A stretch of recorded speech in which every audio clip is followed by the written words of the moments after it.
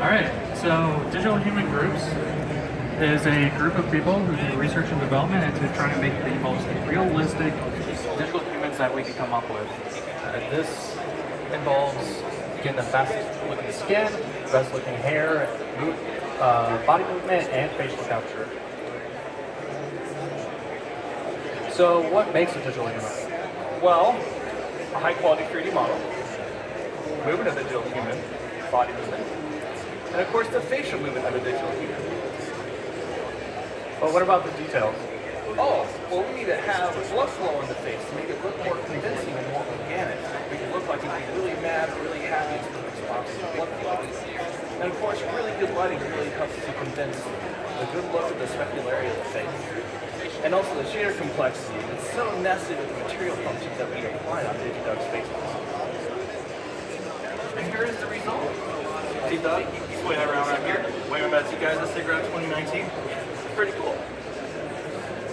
So at this point, our framework was pretty minimal. It just considered one character at a time. Nothing was networked, and it was only flat or VR at this time. Yep. So let's talk about the TED Live event.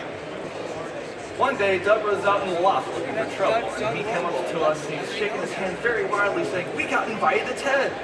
We were all super excited. Not only we got invited to TED, but this is the first live drive of Digidog and L-Board. But it came with a caveat. So we got the features request. We had 3 weeks to TED, which had 2 weeks of development time.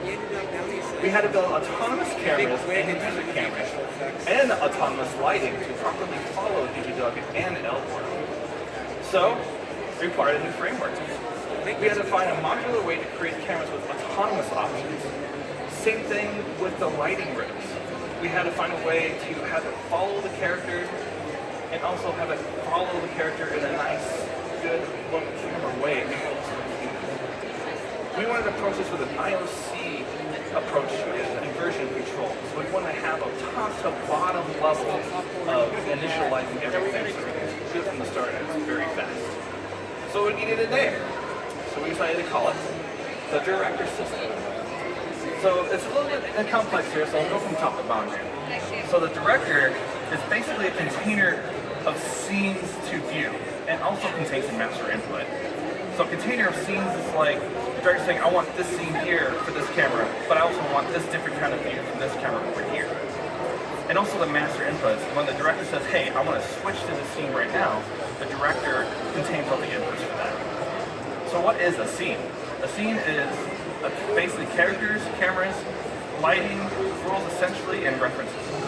So we want to know which character we want to view on the scene, which type of camera. Do you want an autonomous one, a static, or a sort of user one?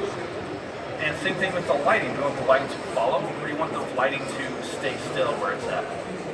So let's talk about the camera scene actor then. We're on that topic.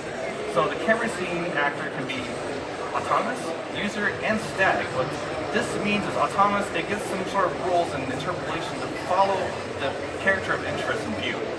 Or we can have it be user, we can use WASD on the keyboard or the mouse to be able to kind of move around the camera to where we want it to as well. Or a static option, which is just, it stands still and does not move and it keeps that particular view, it does not pivot to the character. So then the lighting scene actor is an autonomous or static. Autonomous meaning it will follow the character where the character goes like this, moves around, or it'll stay completely still, and the character is able to move out of the lighting and back in. Because of this, we have the left here, which is Doug, and the right, the L-Board. So if you can watch, you can see the camera views kind of, watch here, you can see the camera views kind of go back into place where it's supposed to go for both Doug and L-Board. And we're able to switch them right at runtime. When it gets a chance to do so, there we go. So you can see that here. Be able to change different views at runtime. Because of this, we had a success. The framework was added to the bigger picture. It was able to be modular to a much scalable opportunity for this camera system. It is definitely very reliable for usability, meaning it would never fail, and never failed once. Cross my fingers. Artistic friendly, meaning that whoever is the camera view that's working on the cameras or the lighting, they don't have to worry about one bit of programming. It's all in the details panel. Never one bit of code. All right, at this point, following Ted, we knew we had SIGGRAPH coming on. So we had an idea of what if we drove two DigiDugs, each of them able to see into their virtual environments. And while we're at it, why not throw ray tracing at it? Do everything from a single GPU and do it from a VR headset. So, of course, we had a few concerns here. Number one, hardware limitations. Ray tracing isn't cheap. Rendering from VR is not cheap. And our character is about 2-something million verts. It was about 2.5 million verts. So we're going to throw more characters in that scene. So it's not going to be cheap. We're going to need to figure out how to optimize all of this. Nothing's networked yet. And to see into VR for the actors, everything's going to need to be networked, so we'll need to come up with a way to figure that out. And we didn't actually have a solution for for the actors to see into virtual reality yet. And our previous system that Chad discussed only considered one actor at a time. So we would need to implement a way for this to consider multiple actors. So, in-character system was born. And I thought if we're going to do 2 DigiDugs, why not do 25? An army. We actually did 2 though, but it can do 25. So a few features here with the in-character system were new pawns, namely the Mimic and the VR view. I'll discuss those in a moment. Anybody can be either the host or the client. So Mimic, VR view, anybody. And we needed a way to replicate the skeletal transforms from the host down to the client. So that's final pose. The final pose itself needs to be replicated. So first is the Mimic. The Mimic, as the name suggests, mimics another pawn. In our case, for real-time live, it mimicked the VR headset. In this video here, you can see on the left side, that is what you would see on the VR headset, and the Mimic is pretty close to the same thing, except there's a few noticeable differences. Namely the post-processing. So we have live color grading, which should go up here in a second. And we have dynamic depth of field. And we also are able to smooth the camera out. So there's the live color grading. And if you're wondering, on the left side there, that orange box there is so the person in VR can frame the shot a little bit better. It's like a frustrum, essentially. Yep. And, sorry, one more thing. Okay. Yeah, one more thing. There we go. And the Mimic also allowed us to save a lot of performance. Instead of rendering the actual VR display on the same computer, we took the camera transforms, sent it to another computer, and just rendered flat from there. So we still get the same look of being in VR, but we don't have the performance cost of rendering to VR. So this is my favorite part. This is the view into VR. This is what allows the actors to see into their virtual environment. They're able to see themselves. As you can see here, they're able to see their own hands. They're able to see other actors in their environment, and cameras, and any other objects. It really helps with immersion. It looks really cool. He's kind of going like this to everybody inside the view. I love it. All right, and replicating live drug skeleton. This was incredibly critical.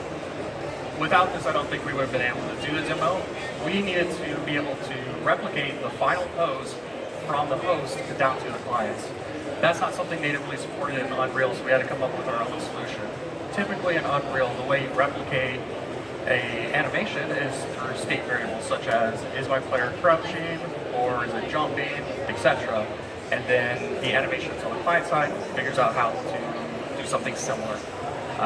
For us, we can't do that because our actors can move however they need to, and we need to replicate exactly how their body is at that point. So our solution was, we have 2 separate animations, one on the host and one on the client. On the host side, we take the body movement directly from exits, then that gets passed into our IT solution, which is like Kinema. Following that, we do a little bit of magic to make it feel a little bit more like its character. And then we have a final pose. From this final pose, we have our own custom node that captures all these bone transforms and packages it and sends it down to the client. On the client side, the client animation is just a passive animation that just looks for that new data. It says, hey, do I have new bone data? Okay, I do.